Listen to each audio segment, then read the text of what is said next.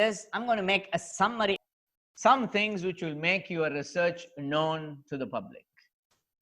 These are some terms and terminologies we see on a daily basis. Let me open up a file for you. Here is a PDF file, okay? What do you see in this file? It talks about a journal. What journal it is IEEE Access, right? And it talks about many things here. You can see it talks about journal impact factor, citation distribution. It's a journal impact factor calculation, then contributing items here for the impact factor. It has a ranking here, okay, different rankings. Then you have total number of citations, then some key indicators. It talks about some things here. Further on, it also talks about contribution to the journal. This is a one-page PDF file which has a lot of information about a single journal, one journal. What is this page about? This page is called Journal Citation Report. In short, we call it as JCR. Okay. This is published by Clarivate. They are doing this. This is from Web of Science. So let us try to understand this page here to know about an impact of a journal. Okay. How do you determine a journal is good? In the previous session, Dr. Mayank has explained to you, he has explained to you how to do research, what are the different types of research, how to improve your research, what are the various aspects that exist, how to go and publish in good journals. He has covered a lot of things there. Is it something you can just implement in a day and move on? Not really. He has given you the information. To follow it up takes its own time, but you need to be on plan. You need to have a structural plan for it. So let me brief you a few things here. Look, there are a lot of researchers in the world. There are plenty. There are not one, not two. There are plenty of researchers. How to differentiate two people having the same name, similar name from each other? Okay, these are some options. You could use ORCID, which is a unique open researcher community ID. You can link it to the researcher ID. You also should have your Google Scholar page. So these things are necessary. Nowadays, these are necessary. Okay, you got to keep these things on board. I believe most of you, if not all of you, have a Google Scholar page. So if I go to Google Scholar, for example, right, I'm on Google Scholar. There are so many people here. Let's say I'm going to search by my name. Okay, I'm just going there and it gives me my profile. I'm here. Just look, there are so many people with similar names. So you might get same structure. Then I can go on, see here the journals, the papers I published over the years, cited by how many people, and some of these parameters. Okay, we will look at these parameters today. What are these parameters? How are they different from one to another? Right, we will discuss these things here. Then what about ORCID? Are we supposed to have an ORCID page? Yes. You should link yourself with ORCID. Okay. So create an ORCID. This is a unique ID. It will give you an ID for you. So please use this ID and link yourself. So these are things you should do when you are developing your research. So when you talk about a researcher, his impact is counted on different parameters. One parameter that is used is called H index. H index, it's a number, okay? This is a number of papers with citation number greater than H. So for example, if you go to my page here, right? If you go here, it says 9 here since 2015. For all, it says 11, okay? So you could assume how many people have cited my papers, okay? Let's assume I'm going to take somebody who is of a higher caliber in research, okay? He's a researcher in cloud computing area from Australia. Look at this. Look at the H index. So it's obvious now that this professor here has a good impact on the society, okay, on the research community. So you have H index, which is a number of papers with a citation number greater than or equal to H. There are some advantage, disadvantage here. I will brief you some issues in H index. For example, if suppose I publish 5 papers with 5 citations each one of them have 5 citations. And if there is somebody else who published 2 papers only, but his citations are 40, okay, he has 40 citations. Remember, what will be his H index? What will be the H index of this case, the first case, and the H index of the second case? What do you think it will be? 5 papers with 5 citations. So you will get H index as 5 here, right? What about here? It's only 2 papers with 40. So you will expect the H index to be 2. Is it fair to say somebody with 2 papers, 40 citations get an H index of 2, while someone who has 5 papers with 5 citations, which has an H index of 5? Okay. So there are pros and cons here. There are really pros and cons when you compare people in terms of H index. Okay. So you can compare them within a discipline. Within a discipline, you can say who is better on what. But it is a little bit ineffective for somebody who is an early researcher. And this is a parameter, H index, which is used by both Google Scholar and Web of Science as well. Is it clear? Is my voice clear? Is the material clear? Am I going slow or fast? Please tell me. If you think that I can speed up, I could always speed up.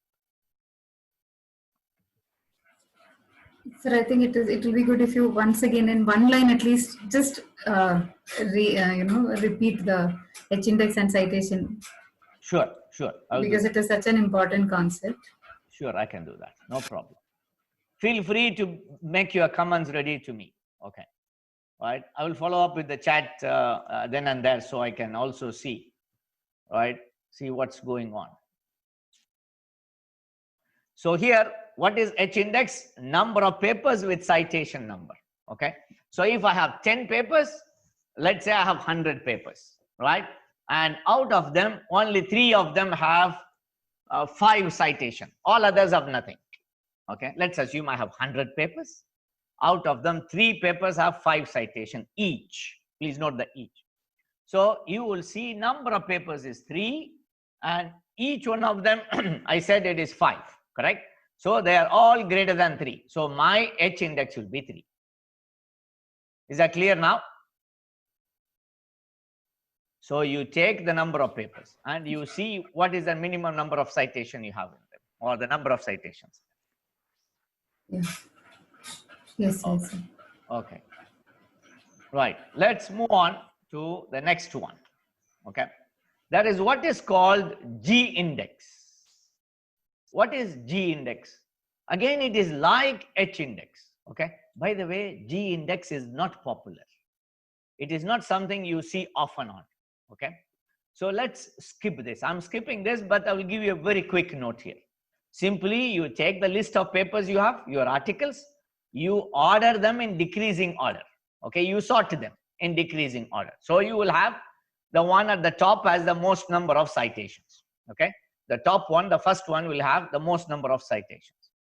Then the G index is the largest number such that top G articles receive this many. So again, they look for the top number of articles which have so many citations.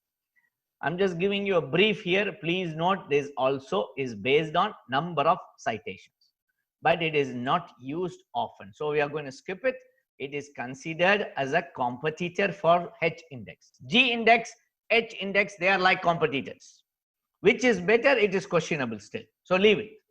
Next one is called I-10 index. This you will find here. See, you will find it in Google Scholar. I-10 index. What is I-10 index? Number of publications with at least 10 citations. So you will see this is the number of publication, not the number of citations. This is based on number of publication. How many publications, how many articles, how many papers you have more than 10 or at least 10 citations. This is called I-10 index. Please note it is used only by Google Scholar. Okay. So these are the parameters. Now we are saying impact of author, H index, G index, I-10 index. Clear? Now let us move to next one. This is called journal impact. So we have seen the impact of the authors. Now we will see impact of a journal. The problem with the impact of the journal is you can see journal impact details on different places. Different. For example, you have this file here. This is the JCR, which I will discuss it today. Journal Citation Reports. This is number one. This is published by Clevereth. Okay, they are providing details based on what they have. Second, you have SCI Imago. Okay, this is SCI. This is a free. I'm getting echo from somebody. Can you just mute it or reduce the sound, please? Right. So here, this is an online tool. It's a free tool. They use the data from Scopus. So if you go down here and on your browser, if you make a search, you'll find this. Okay, this one here. Let's assume we go and search for IEEE access here.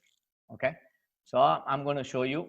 You have same journal accessed by different places. Look at this. So here it is. Look at the number. They have the SJR number here, the citation here. So these numbers might be different than the numbers I'm getting here. Okay. Look at the number here. This is 4.098 impact factor of this journal. Okay. If you go and see, they have SJR, their numbers here. So you can go down, you see, this is a different number. So there are different authorities giving you different numbers.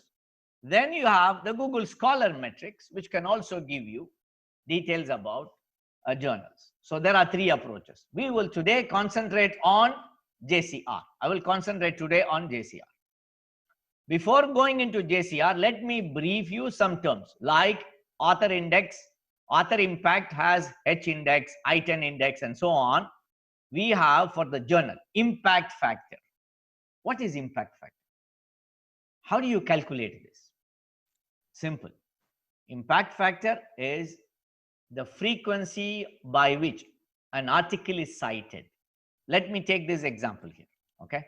Let's say you have a paper which is published in a specific year, which was published in, let's say, 2008. Right. And then what you do, you will see whether the paper was cited. Cited. So I have papers which is published in 2008, 2009, and they were cited in 2010.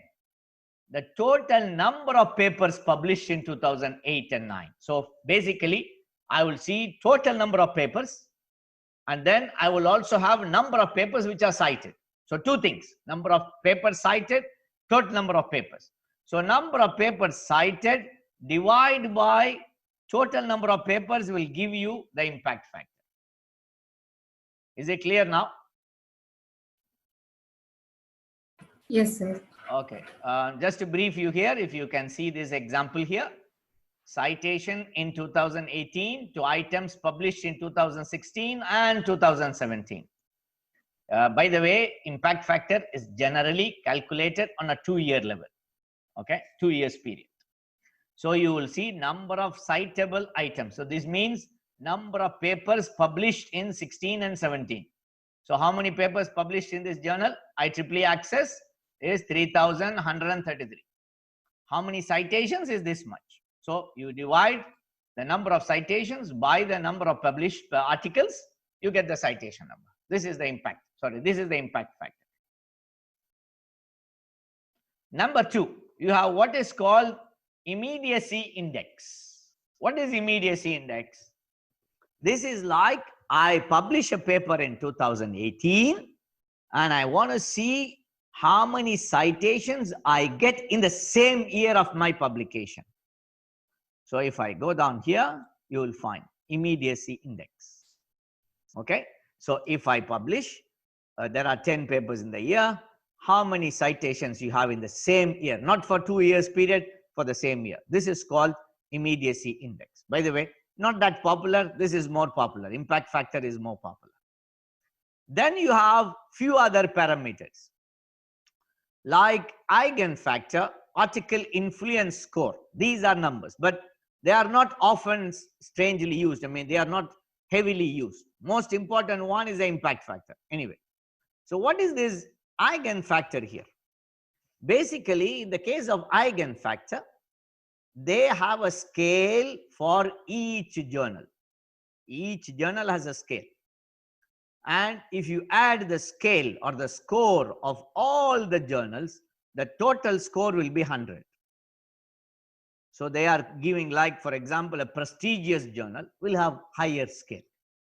A new journal, maybe a journal which is not that efficient or that high impact journal, it has a very low impact journal, you have a very low score. This is the eigenfactor. The total scores of all the journals should be 100. This is eigenfactor. Number 2. So if I go back and show you, this journal has an eigenfactor of this much value, the IEEE access. Look at the article influence score, it is this much. Then what is article influence score? If we have a score greater than 1, meaning the journal is above average. Okay.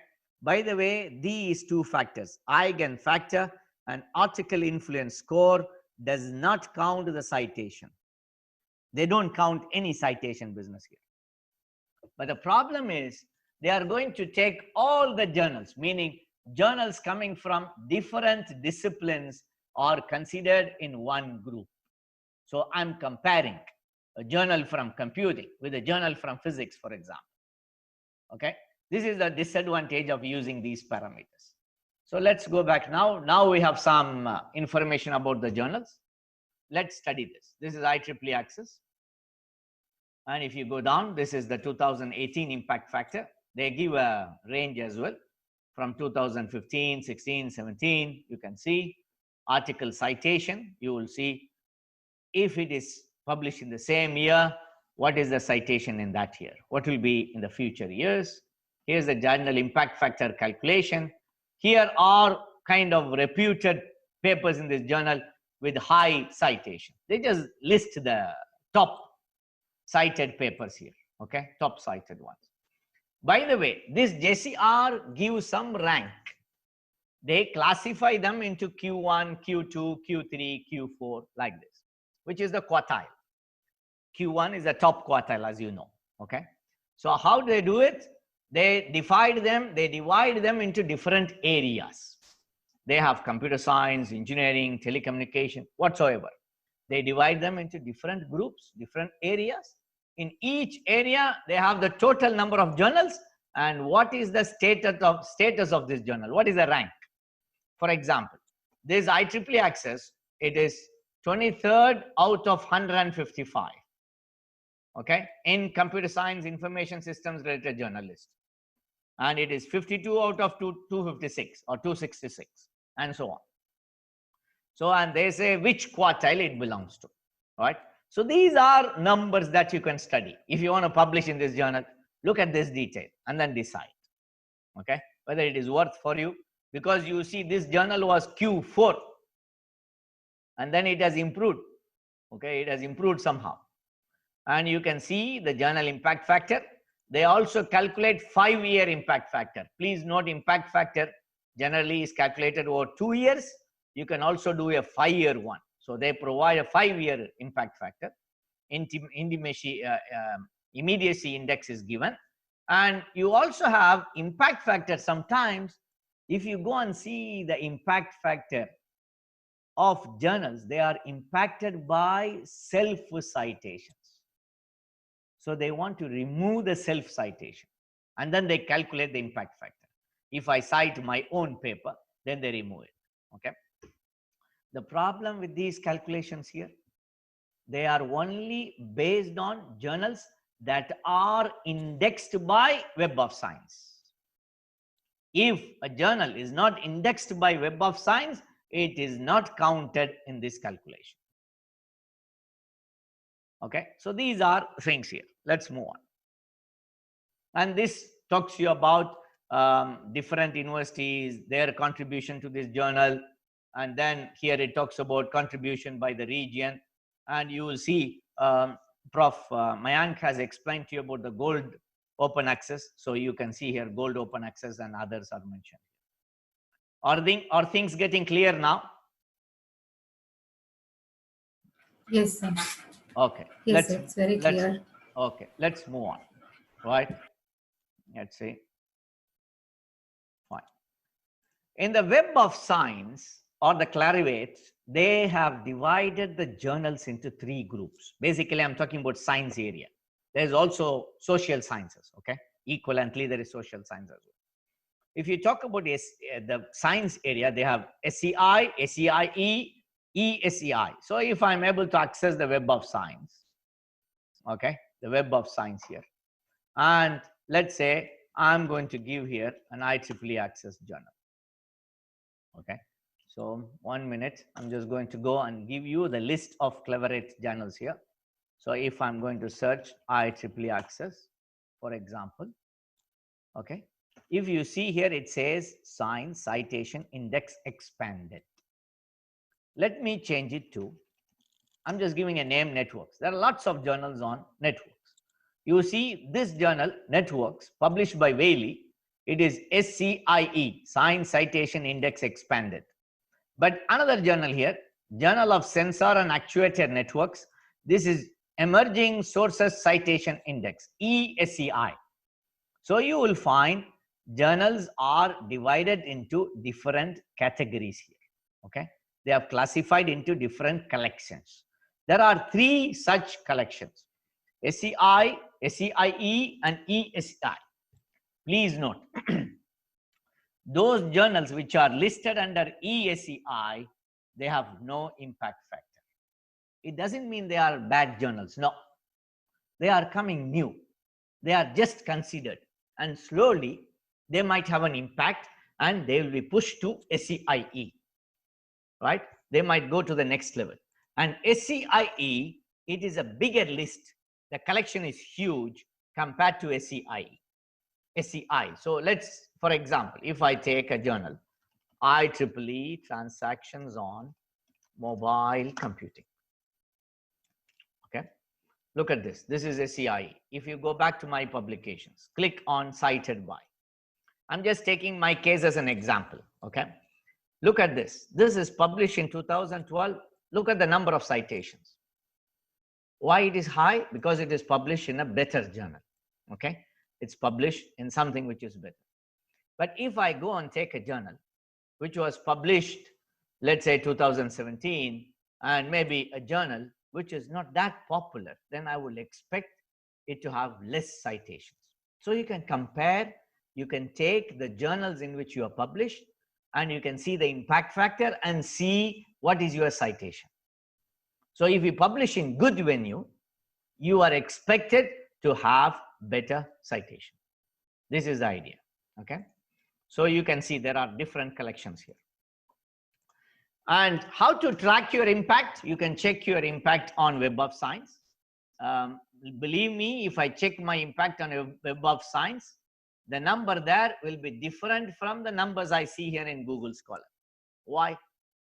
Because the journals that are indexed by Web of Science is different than the journals that are indexed by Google Scholar.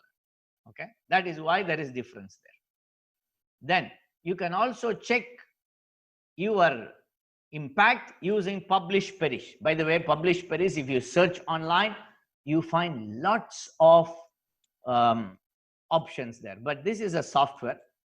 You can install this software and you can check your records. Okay, publish and perish, publish or perish. By the way, this is extracting data from Google Scholar. It's getting data from Google Scholar. Another problem with tracking your impact is this one, right? Because people have similar names. If I search for something, it might give you trouble. This is why in Google Scholar, you can have an option like this. It will send you a message whether to add a paper to your record or not, to your profile or not. Maybe it identified a paper of somebody else who has similar name like you. Okay, this is why you should use for ORCID, go for ORCID or Researcher ID. Moving on further, You could also share your papers in many other options, like academia, like LinkedIn, Mandly. Mandly has an option for social networking, by the way. And there are other options. I'm going to skip this and keep going. I hope I have clarified impact of research until now. Is it clear? Yeah, sir, I hope you saw a chat by Dr. Prashanti. Madam asks if, suppose a journal specifies its impact factor is 7.8 in the certificate without Web of Science, then is it worth? Ah, okay, good. Good question. Dr. Prashanti. Yeah, Dr. Prashanti, it's a good question. The problem with this impact factor nowadays is this. You can go to a website, search for a journal. By the way, there are lots of journals which are kind of predatory journals. Okay, these are issues, predatory journals. They look like they are journals, but they are not. Right? This is one problem. This is one problem. They look like similar journal, but they are not. There is another problem. Some people, they have their own data and they calculate their own impact factor. The problem is this: if you get an impact factor of some number, it has to come from an authority. It is not something that should come from X and Y and Z. You should either have it from either Web of Science, or you should have it either from SEI.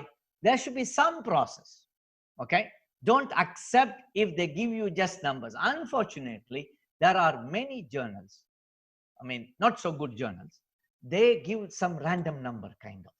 You cannot trust this. What will happen? You believe these numbers and you publish in those journals.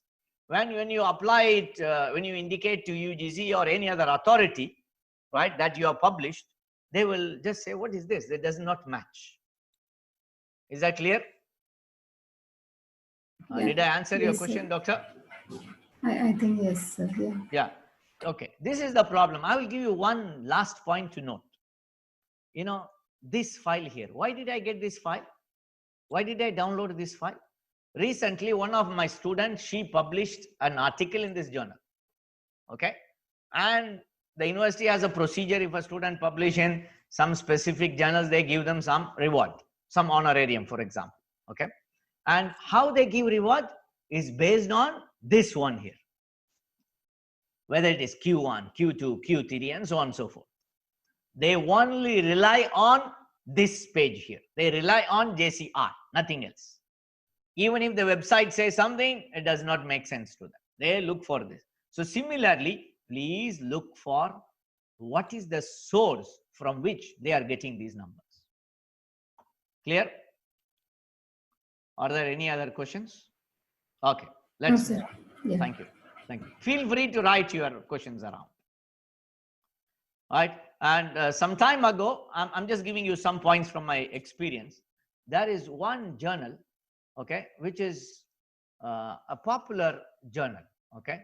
But then what happens is, when students want to publish in the same journal, right, they found a website which looked like a very similar journal. Let me get it for you.